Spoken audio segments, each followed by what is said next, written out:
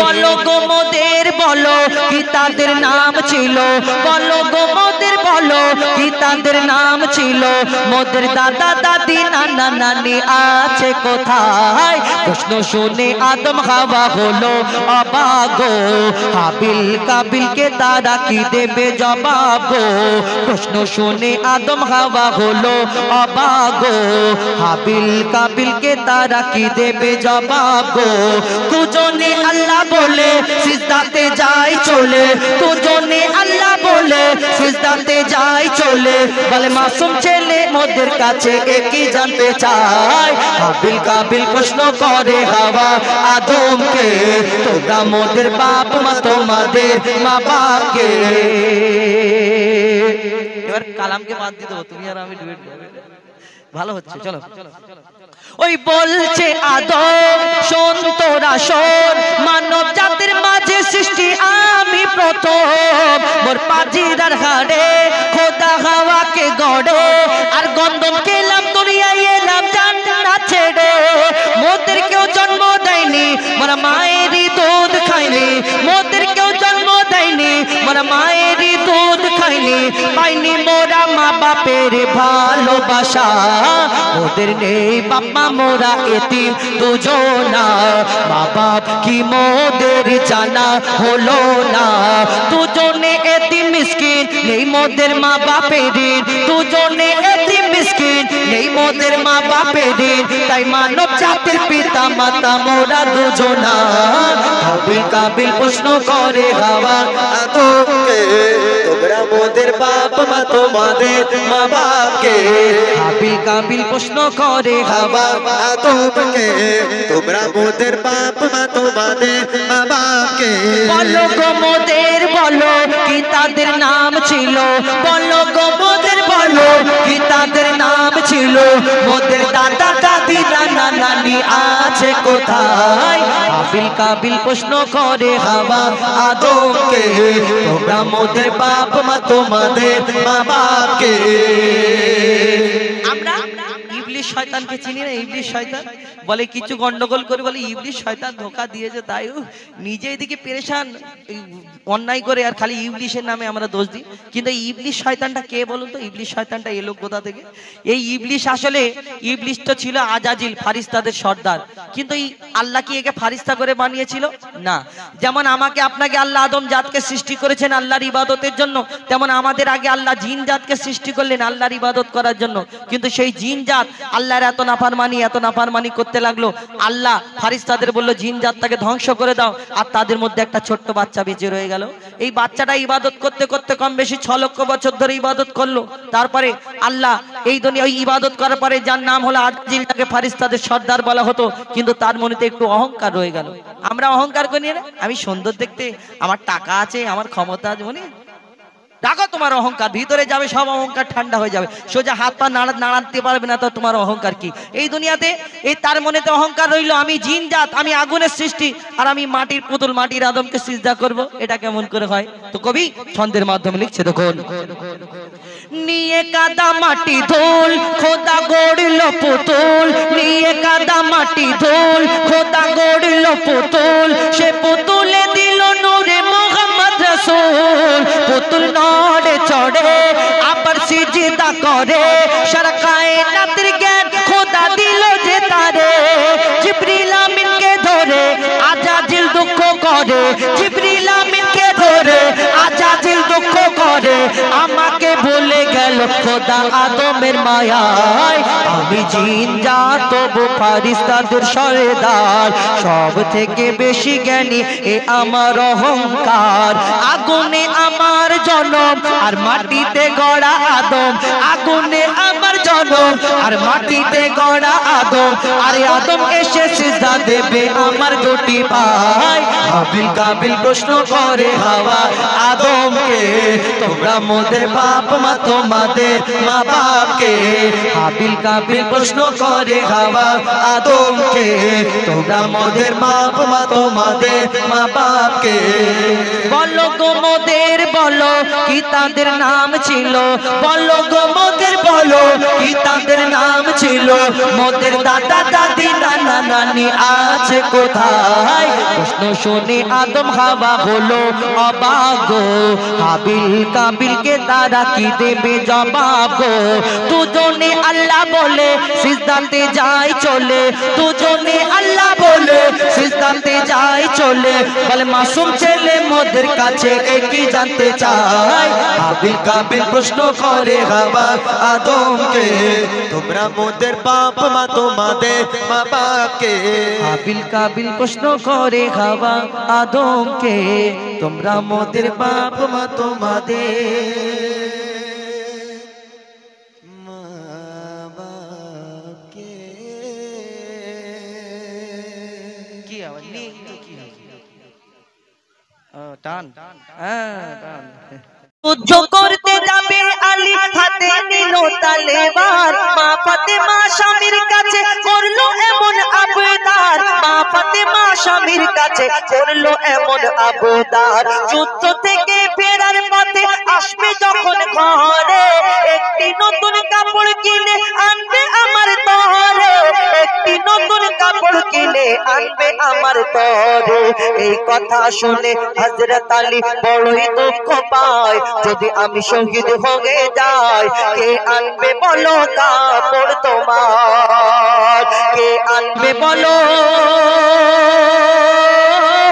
কাপড় তোমার স্বামীর মনে মা বোনেরা ব্যথা দিও না আমার নবীর ঘোষণা ঘটনা শোনো মা ফাতেমা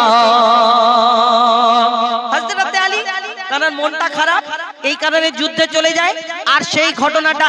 ইমাম হাসান ইমাম হুসাইন দুই ফুটফুটে বাচ্চা ছুটে ছুটে নানার দরবারে পৌঁছে যায় নানা আমার আব্বার মনটা খারাপ ছিল কেন এই ঘটনা আমার দয়ার নবী কি করে হাও হাও করে কাঁদে কবি ছন্দের মাধ্যমে অতি মূল্যবান কথা লিখছে দেখুন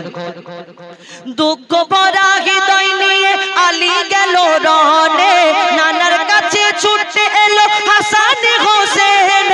নানার কাছে ছুটে এলো হাসান হোসেন আব্বুর কাছে নতুন কাপড় চেয়েছে আম্মি জান তাই আব্বুর মনটা খুবই খারাপ ছিল যে সে পেরেশান আব্বুর মনটা খুবই খারাপ ছিল যে সে পেরেশান এই কথা শুনে দয়ার নবীর কান্না থামে না কি ভুল করলো ফাতেমা কি করলে বলো বেটি আমার কি করলে বলো আমার স্বামীর মনে মা বোনেরা ব্যথা দিও না আমার নবীর ঘোষণা ঘটনা শোনো মা ফাতেমা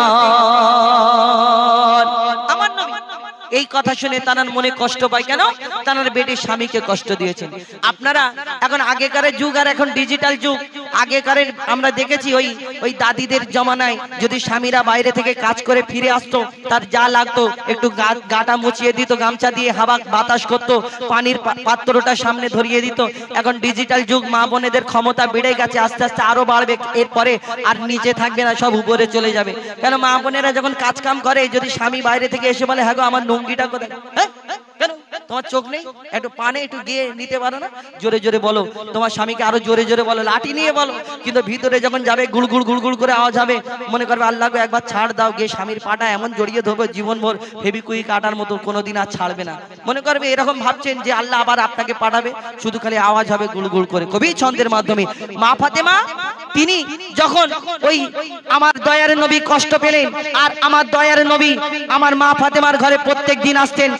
খবর নিতেন কিন্তু একদিন হয়ে গেল দুদিন হয়ে গেল 3 দিন হয়ে গেল মা ফাতেমার বাড়ি আমার দয়ার নবী আসে না চিন্তা করে কি ব্যাপার আমার আব্বা যদি আমাকে না ছেড়ে আমাকে না দেখে না থাকতে পারে তাহলে আমার আব্বা কেন আসে না ছুটে ছুটে মা ফাতেমা আমার দয়ার নবীর দরবারে যায় কি হয় কবি ছন্দের মাধ্যমে আরো কি লিখছে দেখুন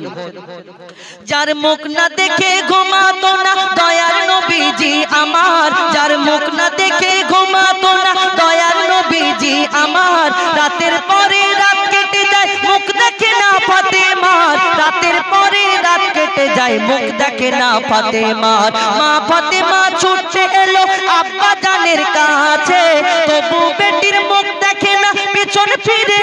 আছে তবু বেটির মুখ দেখে না না পেছন ফিরে আছে বলছে নবী ওগো বেটি বাড়ি ফিরে যাও আগে স্বামীর কাছে ক্ষমা চাও তবে করবে ক্ষমা আল্লাহ আমার তবে করবে ক্ষমা আল্লাহ আমার স্বামীর মনে মা বোনেরা ব্যথা দিও না আমার নবীর ঘোষণা ঘটনা শোনো মা ফাতেমা শেষ কথা হযরত আলী যখন ওই মা ফাতেমাকে এই কথা বললেন মা ফাতেমা ছুটে ছুটে নিজের ঘরে পৌঁছে যায় কাঁদতে কাঁদতে আর চিন্তা করে হ্যাঁ আমার স্বামীর মনে কষ্ট দিলাম বলে আমার আব্বা কষ্ট পেয়েছে আমার আল্লাহ তাআলা আমার উপরে নারাজ মা ফাতেমা দরজা বন্ধ করে হেলান দিয়ে বসে আছেন কখন আমার স্বামী আসবে যতক্ষণ না আমি ক্ষমা চাইবো আর এখানে রাগ হলে তো আমরা যতক্ষণ না স্বামী এসে কথা বলবে আমিও বাপের বেটি কথা বলবো বলি না কিন্তু মা ফাতেমা তিনি চিন্তা করে আমার স্বামী কখন আসবে একটা সময় হযরত আলী ঘরে যখন ঢোকে তখন মা ফাতেমা সবকিছু রেডি করে দিয়ে তার পা দুটোকে ধুইয়ে দিয়ে পা দুটোকে জড়িয়ে ধরে কাঁদতে থাকে আহা স্বামী আপনাকে কষ্ট দিয়েছি তাই আমার আব্বা আমার প্রতি কষ্ট তা হযরত আলী এই কথা শুনলে বলে আমি কি এই কারণে কষ্ট পেয়েছি আমার কাছে নেই বলে কষ্ট পেলাম চলো তখন হযরত আলী তার ওই মা ফাতেমা ইমাম হাসান ইমাম হোসাইনকে নিয়ে সেখানে পৌঁছে যায় দয়ার নবীর দরবারে আর আমার নবী কি বলতে থাকে কবি ছন্দের মাধ্যমে লিখছে দেখুন যুদ্ধ হতে হযরত আলী এলো যখন ঘরে যুদ্ধ হতে হযরত আলী এলো যখন ঘরে চাইছে ক্ষমা মা ফাতেমা পা দুটোকে ধরে চাইছে ক্ষমা মা ফাতেমা পা দুটোকে ধরে ক্ষমা করে দাও আমারে আর করব না এমন ভুল তোমার মনে ব্যথা দিলে ব্যথা পাবে খোদার রাসূল তোমার মনে ব্যথা দিলে ব্যথা পাবে খোদার রাসূল আলী ফাতেমা হাসান হোসেন নবীর কাছে যায় নবী মোর দেখে শান্তি পায় এমন ভুল কখনো করো না গো আর এমন ভুল কখনো করো না গো আর স্বামীর মনে মা বোনেরা ব্যথা দিও না আমার নবীর ঘোষণা ঘটনা শোনো মা ফাতেমা এই উম্মতে শিক্ষার জন্য দয়ার নবী কি বলে কবির নাম কবি লিখছে দেখুন বলছে নবী আল আরাবী শোনো বেটি ফাতেমা আলী যদি আজ তোমাকে না করি তো ক্ষমা আলী যদি আজ তোমাকে না করি তো ক্ষমা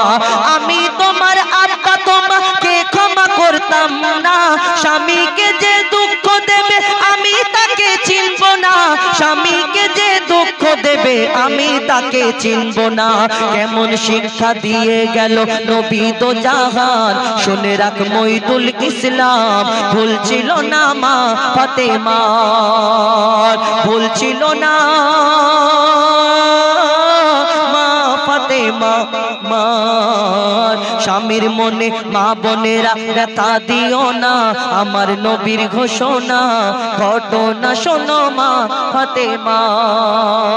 ঘটনা শোনো মা ফাতেমা পরবর্তী শিল্পীর কণ্ঠ থেকে আর